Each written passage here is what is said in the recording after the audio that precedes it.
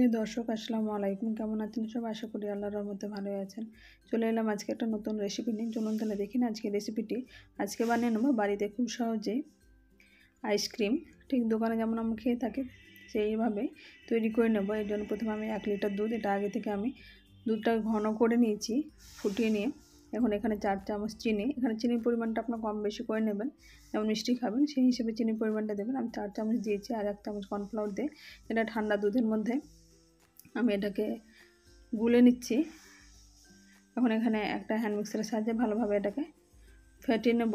এরকমভাবে যত বেশি দুধটা কর্নফ্লাওয়ারের সঙ্গে মিশিয়ে নেব তত দেখতে পাচ্ছেন এখানে কিন্তু উপর দিকে ফেনার মতো হয়ে গেছে। এরকমভাবে ফেটাতে ফেটাতে কিন্তু কর্নফ্লাওয়ারটা ভালোভাবে গুলে গেছে, চিনিটা গলে গেছে। এখন ওভেন আমি এটা বসিয়ে এটা এরকমভাবে কয়েকবার বলক দিয়ে এরকম ফেটিয়ে নেব। যেহেতু কর্নফ্লাওয়ার দেওয়া আছে এখানে তাড়াতাড়ি এটা জমাট হয়ে যায়, তলানিতে লেগে যায়, তাই আমি অনবরত হ্যান্ড মিক্সারের সাহায্যে এরকমভাবে ফেটিয়ে নেব।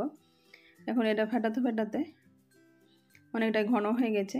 আমি এখন মিডিয়াম ফ্লেম করে নিয়ে দুধটা এরকমভাবে ফুটিয়ে নেব। কর্নফ্লাওয়ারের জন্য এটা মাঝে মাঝে নাড়তে থাকতে হবে। এরকমভাবে চামচটাতে আমি দেখাচ্ছি, চামচটা থেকে কিন্তু সহজে এটা গড়ে পড়ছে না, এটা ঘন হয়ে গেছে অনেকটাই। এরকমভাবে দুধটাকে আমি ফুটিয়ে নিয়ে এখন নেড়ে চেড়ে ওভেন বন্ধ করে দেব। এখানে চামচটাতে আমি দেখাচ্ছি, খুব সহজে কিন্তু বোঝা যাচ্ছে কতটা ঘন হয়ে গেছে দুধটা, যেহেতু কর্নফ্লাওয়ারটা দেওয়া আছে। এখন আঙুলের সাহায্যে এরকমভাবে আমি দেখিয়ে দিচ্ছি, দুধটা কিন্তু সহজে নিচের দিকে নেমে আসছে না। এটা একদম পারফেক্ট আইসক্রিমের জন্য তৈরি হয়ে গেছে। এই দিকে এটা আমি ঠান্ডা হতে দেব। অন্যদিকে এখানে আমি 1 কাপ স্টার হুইপ ক্রিম নিয়েছি। এটা যে কোনো হুইপ ক্রিম আপনি যে কোনো কোম্পানি নিতে পারেন, আমি স্টার হুইপ ক্রিম নিয়েছি। এখন 1 কাপ এটা আমি ডিপ ফ্রিজ থেকে বের করে আধ ঘন্টা আগে এটা বের করে রেখে দিয়েছিলাম। তারপরে এখন এখানে 1 কাপ মেপে আমি দিয়ে দিলাম। এখন এটাকে আমি একটা ইলেকট্রিক বিটারের সাহায্যে এখানে বিট করে নেব। এখানে চাইলে আপনারা হ্যান্ড মিক্সারের সাহায্যে এটাকে ফেটিয়ে নিতে পারেন, এটা ফেটাতে একটু সময় লাগে। ইলেকট্রিক বিটারে খুব সহজে এটা হয়ে যায়। এখানে মোটামুটি 2 থেকে 3 মিনিট এটাকে বিট করে নিলে খুব সহজে হয়ে যায়। আমি এখানে মোটামুটি 30 থেকে 40 সেকেন্ডের মতো করার পরে এরকম ফুলে উঠেছে। এখন এখানে আমি কিছুটা ভ্যানিলা ফ্লেভার দিয়ে দেবো। এখানে না চাইলে আপনারা নাও দিতে পারেন, আমি এটা ফ্লেভারটা ভালো লাগে তাই আমি 1 চামচ মতো ফ্লেভার দিয়ে দিলাম।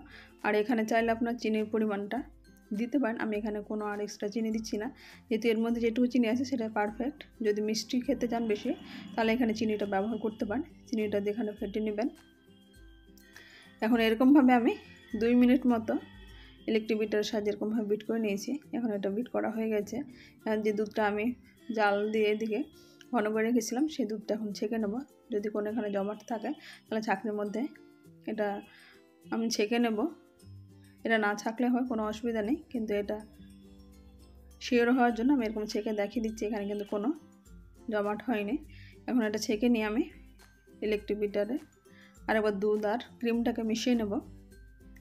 ছাঁকনির সাহায্যে এরকমভাবে এখন ছাঁকনিটা উঠিয়ে নিয়ে আমি আরেকবার এটাকে ইলেকট্রিক বিটারে বিট করে নেব। এখন দুধটা মেশাতে একটু সময় লাগবে, এটা একটু স্লোতে বিট করে নিচ্ছি। যখন মিশে যাবে তখন একটু ফুল স্পিডে এটাকে আমি 10 থেকে 15 সেকেন্ড মতো এরকম ঘুরিয়ে নেব। দেখে বুঝতে পারছেন কতটা ফুলে উঠছে। এরকমভাবে আইসক্রিমটা এখন তৈরি করে নিয়ে একটা স্পেশালের সাহায্যে আমি চারি সাইড থেকে এরকমভাবে মুছে নেব। এখন একটা এয়ারটাইট কন্টেনারের মধ্যে, যে কোনো টিফিন মাটির মধ্যে কিংবা আইসক্রিম মোল্ডে এটাকে ঢেলে দিতে পারেন। এখন একটা এয়ারটাইট কন্টেনার এরকমভাবে ঢেলে দিয়ে এটাকে আমি ফয়েল পেপার দিয়ে মুড়ে দেবো। এখানে ফয়েল পেপার যদি না থাকে তাহলে জাস্ট ঢাকনাটা দিয়েও এখানে ডিপ ফ্রিজে রেখে দেবেন। আমি এটা ওভারনাইট রেখে দিয়েছিলাম। এটা ফয়েল পেপার দিয়ে মুড়ে আমি ফ্রিজে রেখে দিচ্ছি।